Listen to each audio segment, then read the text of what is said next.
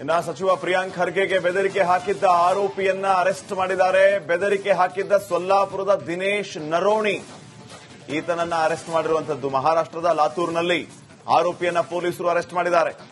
Phone ಬಂದ ಬಳಿಕ ಸೊಲ್ಲಾಪುರದಿಂದ ಲಾತೂರ್ಗೆ ದಿನೇಶ್ ಪರಾರಿಯಾಗಿದ್ದ. ಬೆಂಗಳೂರು ಕಲಬುರಗಿ ಪೊಲೀಸರು ಜಂಟಿ ಕಾರ್ಯಾಚರಣೆಯನ್ನು ನಡೆಸಿ ಈಗ ಈತನನ್ನ ಅರೆಸ್ಟ್ ಮಾಡಿದ್ದಾರೆ. ಬೆಂಗಳೂರಿನ ಸದಾಶಿವನಗರ ಠಾಣೆಗೆ ಆರೋಪಿಯನ್ನ ಕರೆತರುವ ಸಾಧ್ಯತೆ ಇದೆ. ಸಚಿವ ಪ್ರಿಯಾಂಕ್ ಖರ್ಗೆಗೆ ಬೆದರಿಕೆ ಹಾಕಿದ್ದ ಆರೋಪಿಯನ್ನ ಅರೆಸ್ಟ್ ಮಾಡಿದ್ದಾರೆ.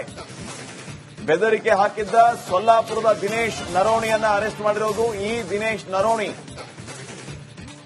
ಮಹಾರಾಷ್ಟ್ರದ ಲಾತೂರ್ನಲ್ಲಿ ಅರೆಸ್ಟ್ ಆಗಿರೋದು. ಸೊಲ್ಲಾಪುರದಿಂದ ಲಾತೂರ್ಗೆ ದಿನೇಶ್ ಪರಾರಿಯಾಗಿದ್ದ. ಬೆಂಗಳೂರು ಕಲಬುರಗಿ ಪೊಲೀಸರು ಜಂಟಿ ಕಾರ್ಯಾಚರಣೆ ನಡೆಸಿ ಈಗ ಈತನನ್ನ ಅರೆಸ್ಟ್ ಮಾಡಿದ್ದಾರೆ. ಬೆಂಗಳೂರಿನ ಸದಾಶಿವನಗರ ಠಾಣೆಗೆ ಆರೋಪಿಯನ್ನ ಕರೆತರುವ ಸಾಧ್ಯತೆ ಅಧಿಕವಾಗಿದೆ.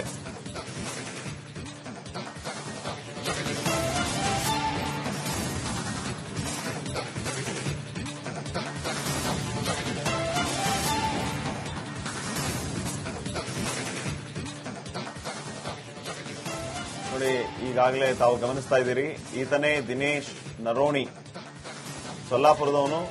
ಈ ರೀತಿಯ ಘಟನೆ ಆದ ಮೇಲೆ ಈತ ಲಾತೂರ್ಗೆ ಎಸ್ಕೇಪ್ ಆಗಿದ್ದ.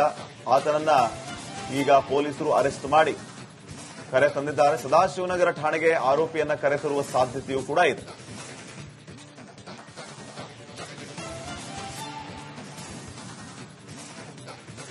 ಇನ್ನಷ್ಟು ಅಪ್ಡೇಟ್ಸ್ ಅನ್ನ ಕೊಡ್ತಾರೆ ಪ್ರತಿನಿಧಿ ಓಂ ಪ್ರಕಾಶ್. ಈಗ ನೇರ ಸಂಪರ್ಕದಲ್ಲಿ ಜಾಯ್ನ್ ಆಗಿದ್ದಾರೆ.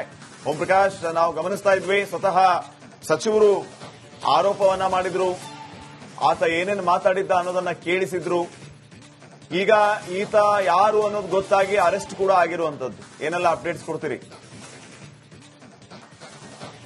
ಶ್ರೀಪಾದ್ ಪಾಟೀಲ್, ಸಚಿವ ಪ್ರಿಯಾಂಕ್ ಖರ್ಗೆ ಆರ್ಎಸ್ಎಸ್ ಅನ್ನ ಸರ್ಕಾರಿ ಸ್ಥಳಗಳಲ್ಲಿ ಆರ್ಎಸ್ಎಸ್ ನ ಕಾರ್ಯಚಟುವಟಿಕೆಗಳು ಬ್ಯಾನ್ ಮಾಡಬೇಕು ಅನ್ನುವಂತ ಒಂದು ಪತ್ರ ಬರೆದ ನಂತರ ಸಾಕಷ್ಟು ದೊಡ್ಡ ಮಟ್ಟದ ಚರ್ಚೆ ಆಗೋಕೆ ಶುರುವಾಗಿತ್ತು. ಅದಾದ ಬಳಿಕ ಸಚಿವ ಪ್ರಿಯಾಂಕ್ ಖರ್ಗೆಗೆ ಸಾಕಷ್ಟು ಬೆದರಿಕೆ ಕರೆಗಳು ಕೂಡ ಬರ್ತಾ ಇದೆ ಅನ್ನುವಂತ ಮಾಹಿತಿಯನ್ನ ಖುದ್ದು ಸಚಿವ ಪ್ರಿಯಾಂಕ್ ಖರ್ಗೆ ಹೇಳ್ಕೊಂಡಿದ್ರು. ಅದಾದ ಬಳಿಕ ಒಂದು ವಿಡಿಯೋ ಕರೆ ಅಂದ್ರೆ ಒಂದು ಕಾಲ್ ಬಂದಿರುವಂತ ವಿಡಿಯೋ ಕೂಡ ಅಪ್ಲೋಡ್ ಮಾಡಿರುವಂತದ್ದು. ಅಂದ್ರೆ ಆತ ಏನು ಕೆಟ್ಟ ಅವಾಚ್ಯ ಶಬ್ದಗಳಿಂದ ನಿಂದಿಸಿ ಬೈದಿರುವಂತ ಒಂದು ವಿಡಿಯೋ ಕೂಡ ಅಪ್ಲೋಡ್ ಮಾಡಿರುವಂತದ್ದು. ಅದಾದ ಬಳಿಕ ಆತ ಯಾರು ಏನು ಅನ್ನೋದ್ರ ಬಗ್ಗೆ ಪೊಲೀಸರು ಖುದ್ದು ತನಿಖೆಯನ್ನು ನಡೆಸೋದಕ್ಕೆ ಮುಂದಾಗಿರುವಂತದ್ದು. ಆ ಸಂದರ್ಭದಲ್ಲಿ ಆತ ಮಹಾರಾಷ್ಟ್ರದಿಂದ ಕರೆ ಮಾಡಿ ಸಚಿವ ಪ್ರಿಯಾಂಕ್ ಖರ್ಗೆಗೆ ಅವಾಚ್ಯ ಶಬ್ದಗಳಿಂದ ನಿಂದನೆ ಮಾಡಿರುವಂತಹ ವಿಚಾರ ಕೂಡ ಗೊತ್ತಾಗುತ್ತೆ. ಸೊ ಈ ಸಂಬಂಧ ಬೆಂಗಳೂರಿನ ಸದಾಶಿವನಗರ ಪೊಲೀಸರು ಮತ್ತೆ ಕಲಬುರಗಿ ಪೊಲೀಸರು ಒಂದು ಜಂಟಿ ಕಾರ್ಯಾಚರಣೆಯನ್ನ ನಡೆಸಿರುವಂತದ್ದು. ಅಂದ್ರೆ ಆರೋಪಿ ಎಲ್ಲಿಯವನು ಏನು ಅನ್ನುವಂಥದ್ರ ಬಗ್ಗೆ ಮಾಹಿತಿಯನ್ನ ಕಲೆ ಹಾಕಿದಂತ ಪೊಲೀಸರು, ಸದಾಶಿವನಗರ ಪೊಲೀಸರು ಮತ್ತೆ ಕಲಬುರಗಿ ಪೊಲೀಸರು ಇಬ್ಬರು ಕೂಡ ಮಹಾರಾಷ್ಟ್ರದ ಸೊಲ್ಲಾಪುರಕ್ಕೆ ತೆರಳಿ ಆತನ ಇರುವಂತ ಮನೆಯನ್ನ ಪತ್ತೆ ಮಾಡ್ತಾರೆ. ಮನೆ ಪತ್ತೆ ಮಾಡಿದಂತಹ ಸಂದರ್ಭದಲ್ಲಿ ಆತ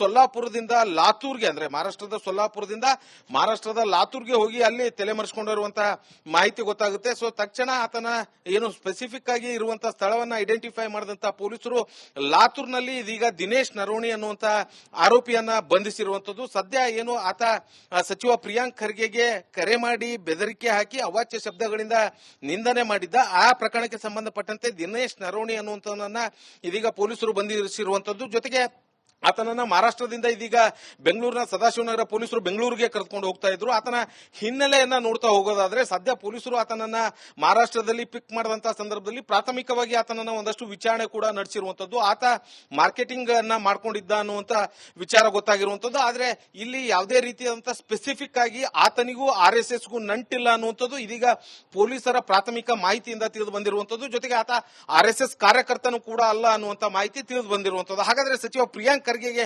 ಯಾಕೆ ಕರೆ ಮಾಡಿ ಬೈದ ಅನ್ನುವಂತ ವಿಚಾರ ಕೂಡ ಪೊಲೀಸರು ಆತನಿಗೆ ಪ್ರಶ್ನೆ ಮಾಡಿದಂತಹ ಸಂದರ್ಭದಲ್ಲಿ ಆ ಸಚಿವ ಪ್ರಿಯಾಂಕ್ ಖರ್ಗೆ ಅವರು ಪತ್ರ ಬರೆದಿರುವಂತಹ ವಿಚಾರ ಎಲ್ಲಾ ಕಡೆ ವೈರಲ್ ಆಗಿ ಆತನ ಗಮನಕ್ಕೆ ಬಂದಿರುವಂತಹ ಹಿನ್ನೆಲೆಯಲ್ಲಿ ಆತ ಕುಡಿದ ನಶೆಯಲ್ಲಿ ಸಚಿವ ಪ್ರಿಯಾಂಕ್ ಖರ್ಗೆ ಬಗ್ಗೆ ಅವರ ನಂಬರ್ ಅನ್ನು ಕೂಡ ಗೂಗಲ್ ನಲ್ಲಿ ಸರ್ಚ್ ಮಾಡಿದ್ದಾನೆ ಅನ್ನುವಂಥ ವಿಚಾರ ಕೂಡ ಬೆಳಕಿಗೆ ಬಂದಿರುವಂತದ್ದು. ಹಾಗಾಗಿ ಗೂಗಲ್ ನಲ್ಲಿ ಸಚಿವ ಪ್ರಿಯಾಂಕ್ ಖರ್ಗೆ ಅವರ ನಂಬರ್ ಸರ್ಚ್ ಮಾಡಿ ಅದಾದ ನಂತರ ಸಚಿವ ಪ್ರಿಯಾಂಕ್ ಖರ್ಗೆಗೆ ಕರೆ ಮಾಡಿ ನಿಂದಿಸಿರೋದಾಗಿ ಹೇಳಿರುವಂತಹ ವಿಚಾರ ತಿಳಿದು ಬಂದಿರುವಂತದ್ದು. ಸದ್ಯ ಆತನನ್ನ ಅರೆಸ್ಟ್ ಮಾಡಿರುವಂತಹ ಪೊಲೀಸರು ಇದೀಗ ನೇರವಾಗಿ ಬೆಂಗಳೂರಿನ ಸದಾಶಿವನಗರ ಪೊಲೀಸ್ ಠಾಣೆಗೆ ಕರೆದುಕೊಂಡು ಹೋಗಿ ಮತ್ತಷ್ಟು ವಿಚಾರಣೆ ನಡೆಸೋದಕ್ಕೆ ಮುಂದಾಗಿರುವಂತದ್ದು. ಆದ್ರೆ ಆತ ಸದ್ಯ ಪ್ರಾಥಮಿಕ ಮಾಹಿತಿ ಪ್ರಕಾರ ಹೇಳಿರುವಂತದ್ದು ತಾನು RSS ಕಾರ್ಯಕರ್ತನಲ್ಲ, ಜೊತೆಗೆ ತಾನು ಒಬ್ಬ ಮಾರ್ಕೆಟಿಂಗ್ ವ್ಯಾಪಾರಿ ಅನ್ನುವಂಥದ್ದು ಕೂಡ ಹೇಳ್ಕೊಂಡಿರುವಂತದ್ದು. ಹಾಗಾಗಿ ತಾನು ಕುಡಿದ ನಶೆಯಲ್ಲಿ ಕರೆ ಮಾಡಿ ಬೈದಿರುವಂತದ್ದು. ಆ ಮೂವ್ಮೆಂಟ್ ಅಲ್ಲಿ ಅಂದ್ರೆ ಸಚಿವ ಪ್ರಿಯಾಂಕ್ ಖರ್ಗೆ RSS ಅನ್ನ ಏನು ಸಾರ್ವಜನಿಕ ಸ್ಥಳಗಳಲ್ಲಿ ಬ್ಯಾನ್ ಮಾಡಬೇಕು ಅನ್ನುವಂತ ಏನು ಒಂದು ಪತ್ರ ಬರೆದಿರುವಂತದ್ದು ಅದು ದೊಡ್ಡ ಮಟ್ಟಕ್ಕೆ ಎಲ್ಲಾ ಕಡೆ ವೈರಲ್ ಆಗ್ತಾ ಇತ್ತು. ಆ ಸಂದರ್ಭದಲ್ಲಿ ಕುಡಿದ ನಶೆಯಲ್ಲಿ ನಾನು ಕರೆ ಮಾಡಿ ಬೆದರಿಕೆ ಹಾಕಿದ್ದೆ ಅಷ್ಟೇ ಅನ್ನುವಂತ ವಿಚಾರವನ್ನ ಇದೀಗ ಪೊಲೀಸರ ಮುಂದೆ ಹೇಳಿರುವಂತದ್ದು.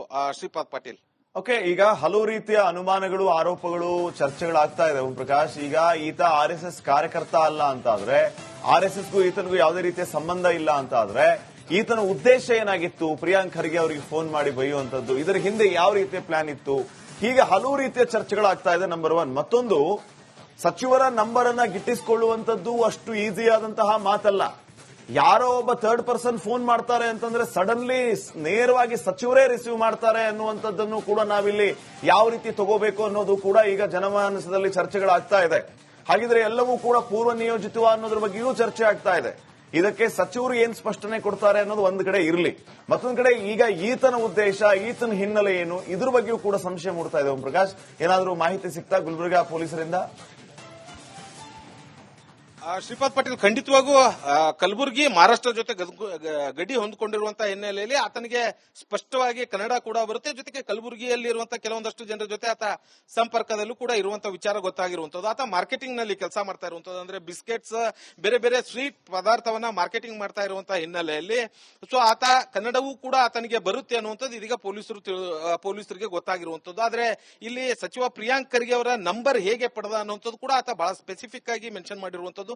ಅಂದ್ರೆ ಆನ್ಲೈನ್ ಗೂಗಲ್ ಸರ್ಚ್ ನಲ್ಲಿ ಇದೀಗ ಕರ್ನಾಟಕ ಸರ್ಕಾರದ ವೆಬ್ಸೈಟ್ ನಲ್ಲೂ ಕೂಡ ಎಲ್ಲ ಶಾಸಕರು ಮತ್ತೆ ಸಚಿವರ ನಂಬರ್ ಕೂಡ ಡಿಸ್ಪ್ಲೇ ಆಗ್ತಾ ಇರುವಂತದ್ದು. ಸೊ ಹಾಗಾಗಿ ಅಲ್ಲಿ ಸಚಿವ ಪ್ರಿಯಾಂಕ್ ಖರ್ಗೆ ಅವರ ನಂಬರ್ ಪಡೆದಿದ್ದೇನೆ ಅನ್ನುವಂತ ಮಾತನ್ನ ಹೇಳಿರುವಂತದ್ದು. ಜೊತೆಗೆ ಇಲ್ಲಿ ಮತ್ತೊಂದು ಅಂಶ ಗಮನಿಸಬೇಕಾಗಿರುವಂತದ್ದು, ಅಂದ್ರೆ ಸಚಿವ ಪ್ರಿಯಾಂಕ್ ಖರ್ಗೆ ಅವರು ಯಾವ ನಂಬರ್ ಅನ್ನ ಬಳಕೆ ಮಾಡ್ತಾರೆ ಅದೇ ನಂಬರ್ ಸರ್ಕಾರದ ವೆಬ್ಸೈಟ್ ನಲ್ಲಿ ಇರುವಂತದ್ದು. ಸೊ ಹಾಗಾಗಿ ಆ ನಂಬರ್ಗೆ ಕರೆ ಮಾಡಿದ್ರೆ ಸಚಿವ ಪ್ರಿಯಾಂಕ್ ಖರ್ಗೆಯೇ ಖುದ್ದು ಆ ಒಂದು ಕರೆಗಳನ್ನ ರಿಸೀವ್ ಮಾಡ್ತಾರೆ. ಸೊ ಆ ನಿಟ್ಟಿನಲ್ಲಿ ಈತ ದಿನೇಶ್ ನರೋಣಿ ಅನ್ನುವಂತವನು ಕರೆ ಮಾಡಿದಂತ ಸಂದರ್ಭದಲ್ಲೂ ಕೂಡ ಸಚಿವ ಪ್ರಿಯಾಂಕ್ ಖರ್ಗೆ ಅವರು ಕೂಡ ಆ ಒಂದು ಕರೆಯನ್ನ ರಿಸೀವ್ ಮಾಡಿರುವಂತದ್ದು. ಅದಾದ ಬಳಿಕ ಆತ ಬೈತಾ ಇರುವಂತಹ ವಿಡಿಯೋವನ್ನ ಕೂಡ ರೆಕಾರ್ಡ್ ಮಾಡಿರುವಂತದ್ದು. ಅದೇ ರೀತಿಯಾಗಿ ಅವಾಚ್ಯ ಶಬ್ದಗಳಿಂದ ನಿಂದನೆ ಮಾಡಿರುವಂತದ್ದು, ಜೊತೆಗೆ ಬೆದರಿಕೆ ಕರೆಗಳನ್ನ ಹಾಕಿರುವಂತದ್ದು ಕೂಡ ಸಚಿವ ಪ್ರಿಯಾಂಕ್ ಖರ್ಗೆ ಅವರು ರೆಕಾರ್ಡ್ ಮಾಡಿರುವಂತದ್ದು. ಅದೇ ವಿಡಿಯೋ ಸಾಮಾಜಿಕ ಜಾಲತಾಣದಲ್ಲಿ ಅಪ್ಲೋಡ್ ಕೂಡ ಮಾಡಿರುವಂತದ್ದು. ಜೊತೆಗೆ ಈ ರೀತಿಯಾಗಿ ಬೆದರಿಕೆ ಕರೆಗಳು ಬರ್ತಾ ಇದೆ ಅನ್ನುವಂತ ವಿಚಾರ ಕೂಡ ಹೇಳಿರುವಂತದ್ದು. ಸೊ ಹಾಗಾಗಿ ಅದಾದ ಬಳಿಕ ಯಾರು ಕರೆ ಮಾಡಿದ್ರು ಅನ್ನುವಂಥದ್ರ ಬಗ್ಗೆ ಕೂಡ ಪೊಲೀಸರು ತನಿಖೆಗೆ ಮುಂದಾದಂತಹ ಸಂದರ್ಭದಲ್ಲಿ ಆತ ಮಹಾರಾಷ್ಟ್ರದ